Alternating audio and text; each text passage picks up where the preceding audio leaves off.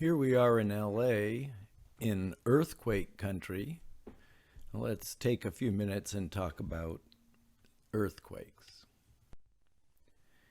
So we live right around here, and this is the so-called Ring of Fire. And the white dots represent volcanoes, and the colored dots represent earthquakes coded for how intense they are. You can see the white dots here and so on. You might notice that these are sort of the outlines of what we call the plates, which carry the continents and the continental plates. Here's another view of it where the plates are actually named. So here in LA, you might think you belong on the continent of North America, but you really don't. You really are on the Pacific plate, this plate.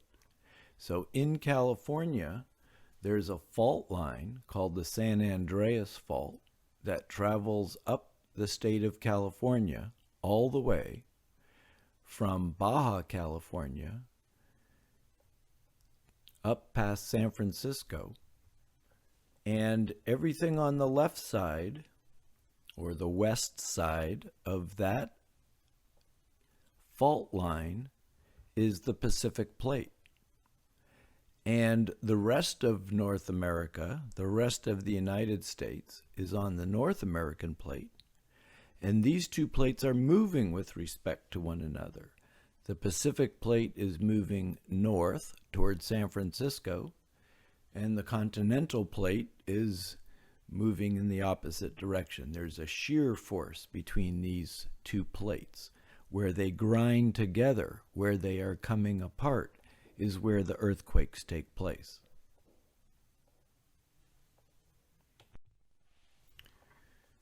Earthquakes launch two sorts of waves, a P wave, or the prompt wave, which is a fast-traveling wave, and it's like a sound wave, a compressional wave, whereas the S wave is a shear wave. It is more like a light wave, a transverse excitation. While the wave moves forward, the material moves up and down. The shear wave can't be supported in the liquid core of the Earth because liquids don't support shear. It doesn't get transferred. It just gets dissipated right away. So by tracing out where the prompt waves are detected and where the shear waves are detected and the time difference between them, you can tell not only where the earthquake occurred, but you can also tell something about the structure. You're using earthquakes to illuminate, to image the structure of the inner part of the Earth. So the P waves go right through the liquids, just like sound waves can go through liquids and sound waves can go through solids. But the shear wave doesn't get transferred through the body of the liquid. Now let's look at the geology specifically here in California, where we notice in California structures that are parallel in this direction, almost north-south. The coastal range, the Central Valley, the Sierra Nevadas, the Baja California, the Gulf of California, except for one little spot, this spot which covers Los Angeles and the whole basin going out toward the east. And this would be the Santa Monica Mountains, Beverly Hills, the San Gabriel Mountains, and so on, going east. And the reason for that is very interesting. Here's the San Andreas fault in red, and there's a big bend in the fault north of Los Angeles, and we're on a plate. I told you before we were part of the Pacific plate, but that's not quite right. We're actually a crumb that has broken off of the plate and has been turned around 90 degrees already, due over the last millions of years. And it's jammed right up against this big bend. It can't really move north. This is the North American continental plate, and we're smashed right into that plate, and yet the Pacific plate is going to keep going north. And this is the LA and the LA basin and all the geography. Now you'll notice that there's lots of other faults shown in black here. The San Andreas fault isn't the only fault that could rupture and do a significant damage.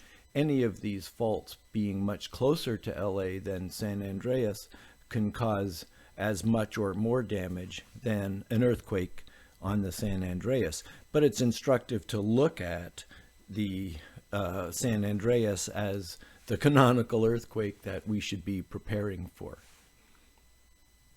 If we could come back 20 million years ago and check out this part of the rim of the continent, we'd see that there were no transverse ranges, no islands, no Los Angeles basin. All those features were formed during the great shattering and shifting of the rim of the continent as the San Andreas Fault was formed. About 20 million years ago, the Pacific Plate began scraping against the edge of North America. It began tearing off fragments of the Californias and carrying them away. The block that was offshore of San Diego was torn off, but not completely. While one end of it was carried offshore and up coast by the Pacific Plate, the other end was stuck, so that the block gradually rotated around into an east-west orientation. This rotated block became the Western Transverse Ranges, and the Los Angeles Basin, both onshore and offshore, was opened up in the wake of that rotating piece. It would be a deep basin filled with ocean if it weren't for all the sediments that keep filling it in. About 5 million years ago, the Pacific Plate captured Baja California and Southern California, including the Los Angeles region. It began carrying them up the coast as well. As Baja California was pulled away from mainland Mexico, the Gulf of California formed in its wake. During that same motion, Southern California encountered the big bend of the San Andreas Fault. It was rammed up against it, pushing up the San Bernardino, San Gabriel, Santa Susana, and Santa Monica mountains. This process continues today. The Gulf of California is being pulled wider and wider, and the mountains of Southern California are being pushed up higher and higher. So let's talk about the history of our own part of the world right here in Southern California and Northern California, and talk about the long time scale behavior. And that we can see down here. So here's the San Andreas Fault, which is slipping to the north. And every time it slips, the rivers that flowed across from east to west get moved. And there you can see it, the river flow. And here's another motion, another slippage. And it turns out there's about 20 to 30 foot movement every 250 years. That's one of the basic facts of geology in this area. However, even though there have been faults on the northern part of the San Andreas Fault around San Francisco, and in the middle of the state of California, in the mid part of the fault, after the Civil War, those pressures were relieved. There has not been an earthquake, a large slippage on the order of 20 to 30 feet in the last 320 years in our part, the southern part of the fault. So we are overdue for a large 20 to 30 foot movement on the San Andreas Fault. That's what the science tells us. So just looking at the history, the big San Francisco earthquake in 1906 was huge, 7.8 on the Richter scale, and that relieved the pressure on the northern part of the fault. There's been smaller earthquakes since. The last large earthquake in Southern California was in 1994, before most of you were born, and was a 6.7. In that earthquake, about 8,000 people were injured, 57 people died, and it was 50 times smaller than the 7.8 earthquake projected for the San Andreas Fault. So let's look at the San Andreas Fault. Again, here's where we live, more or less. In UCLA would be right around there. And the San Andreas Fault goes from the Salton Sea, coming up through Baja, Mexico, where the Baja is splitting off. So the Baja California is on one side of the San Andreas, and it's slipping with the Pacific Plate and Los Angeles, and this is the continental plate on this side. So the fault line goes from the Salton Sea up all the way north to San Francisco. And that's where we expect this slippage to occur. 300 scientists got together and simulated what a 7.8 earthquake on the San Andreas Fault would be like. That was considered a conservative estimate of the kind of an earthquake that Los Angeles and the whole basin area could face in the near future. And they simulated both the physics of the earthquake to understand how much shaking would occur, to make estimates of how many buildings would survive, how many people would be injured, and so on. And it was a large effort over many years, and it led to the following. This is a simulation of a 7.8 earthquake along the San Andreas Fault, starting down at the south end at the Salton Sea and moving north along the fault. This is a real-time simulation, so I'm going to start it off and you'll see the beginnings of the earthquake here, but I want you to think about what it's like up here, which is where UCLA is located. So right around here somewhere, maybe the G or the E. So watch what happens as time goes on. So here we start, and we see the beginning of the earthquake at the Salton Sea, and it starts to move north. This is an earth wave. This is a wave traveling through the earth, and you can see a wavelength, and there's a speed, so there's a frequency. And down here, there's a measure of the velocity.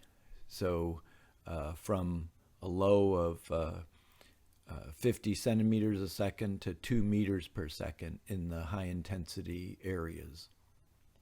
So if you were sitting here in Los Angeles, this has been going on for 41 seconds, and there's no sign of it yet in Los Angeles. So a minute goes by before any shaking starts in the UCLA area. You'll see that the wave bends and turns. The bedrock areas it can't move through as easily as the coast, the plains, the basins.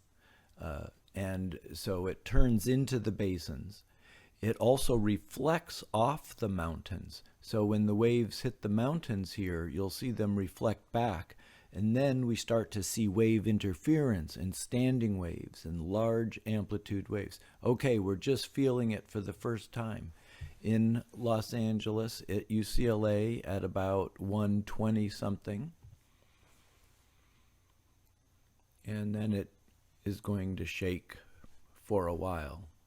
It's going to seem a lot longer if you were in the shaking. Here you can start to see the interference patterns in some of the basin areas.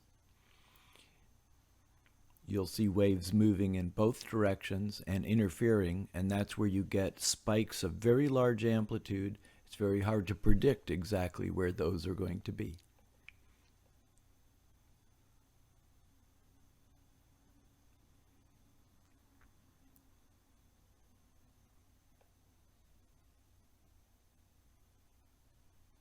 Two minutes have gone by.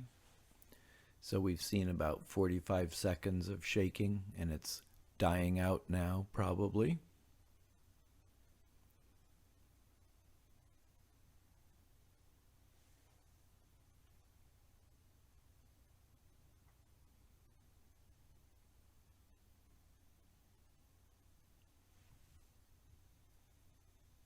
All right, that's probably enough. Now, what do you do when the shaking actually starts, when you're in the middle of it? It's pretty simple.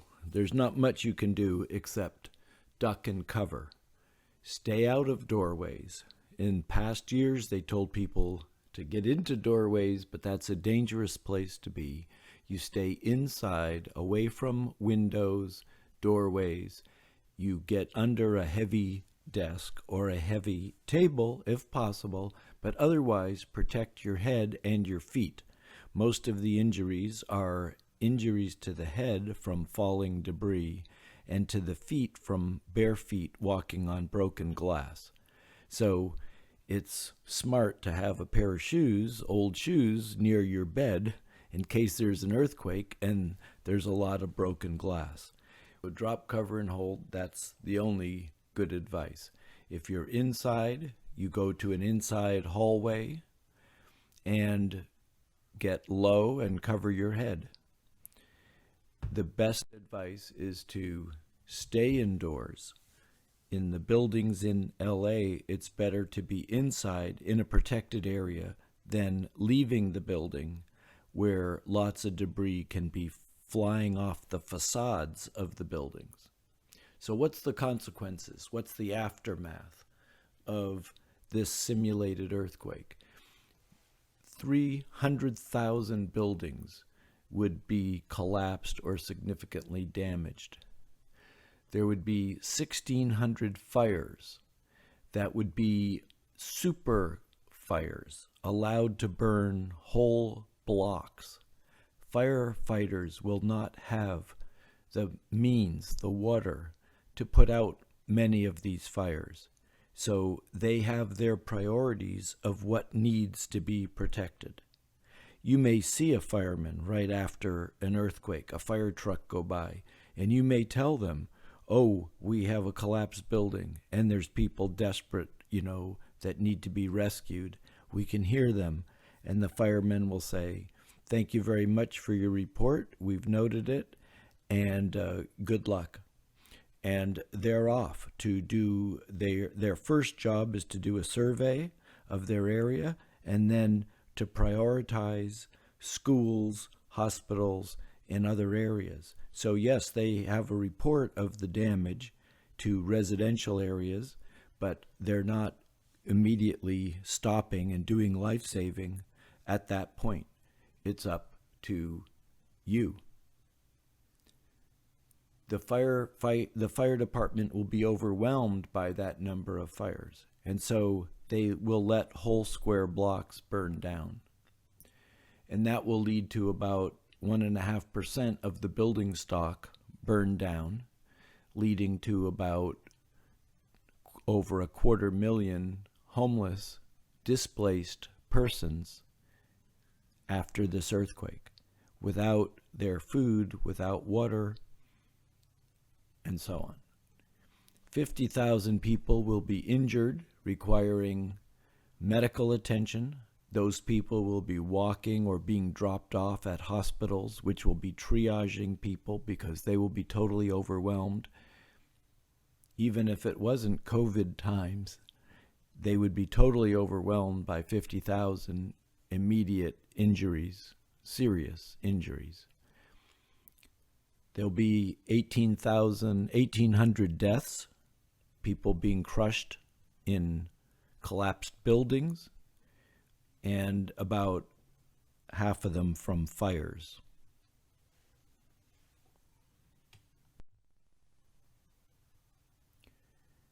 The San Andreas fault cuts all the major freeways, the 5, the 15, the 10, all the east-west, even north-south.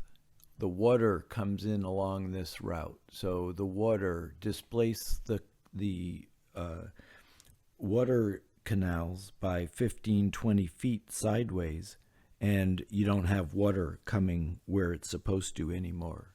All the electrical lines that supply Los Angeles come from across the San Andreas fault, and they'll all be down. So there won't be power. There won't be water for some time, weeks, 3 weeks, 4 weeks.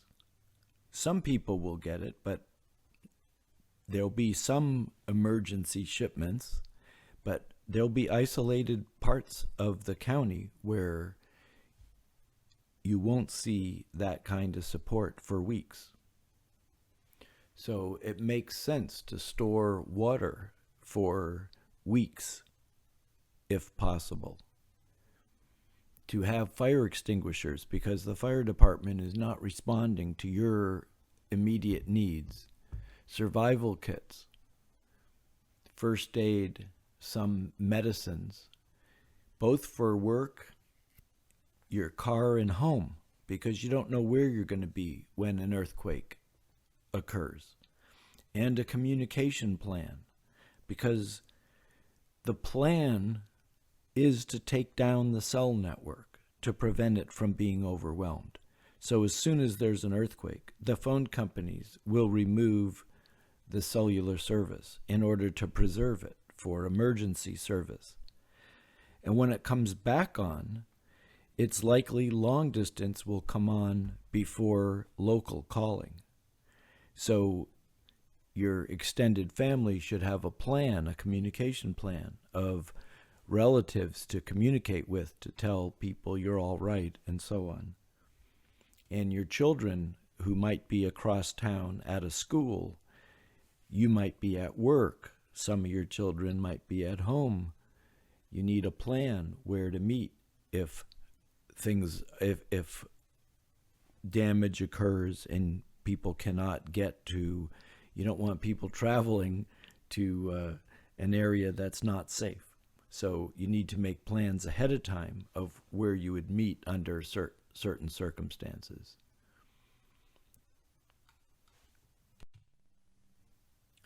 So there's a good 3-minute movie made by some students from the Art Center College of Design that emphasizes these points better than I have in a much shorter amount of time. So enjoy.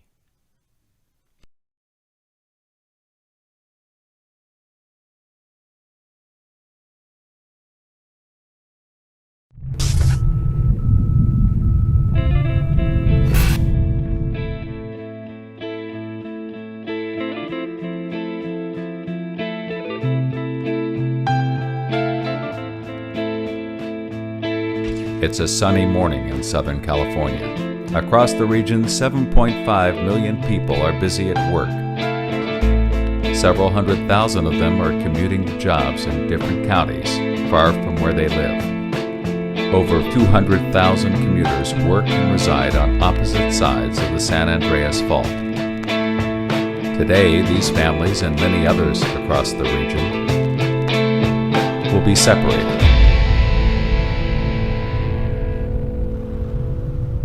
1,800 people will die. 53,000 people will be injured. And $213 billion in damage will occur.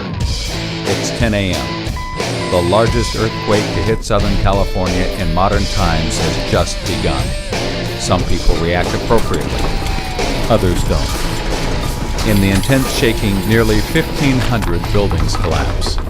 Infrastructure is severely compromised, and 300,000 buildings suffer significant damage. The rupture travels 200 miles northwest along the San Andreas Fault, violent shaking lasting as long as 2 minutes in some areas. Finally, the earthquake is over. Many of the lifelines of Southern California have been disrupted. A large number of people are trapped in collapsed buildings. Over 1,600 fires start, some turning into super conflagrations. Millions of people are trying to use their phones, causing the system to become overloaded. In the months ahead, there will be tens of thousands of aftershocks. residents will struggle to recover from the earthquake. There will be no water for weeks or months and no electricity. Traveling from point to point within the city will be extremely difficult, and 255,000 people will be displaced from their homes. We are all in this together. We will suffer the consequences if we don't do our part right now. How quickly life gets back to normal after this disaster is up to you and those around you. Your level of personal preparedness will determine your quality of life after the quake. It's a good idea to have a fire extinguisher, a first aid kit, and enough water for each person in your household to have at least 1 gallon of water a day for 3 days. Have an emergency plan. Decide now where you will meet your family after an earthquake.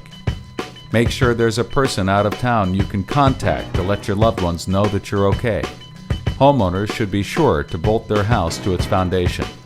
Consider whether earthquake insurance makes sense for you as part of your financial plan. Even if you're not a homeowner, you can secure your personal possessions against earthquake damage. Preparedness is not only for the home but also for business. Be sure that your company has emergency plans for a major earthquake. Empower yourself and your family. Be prepared.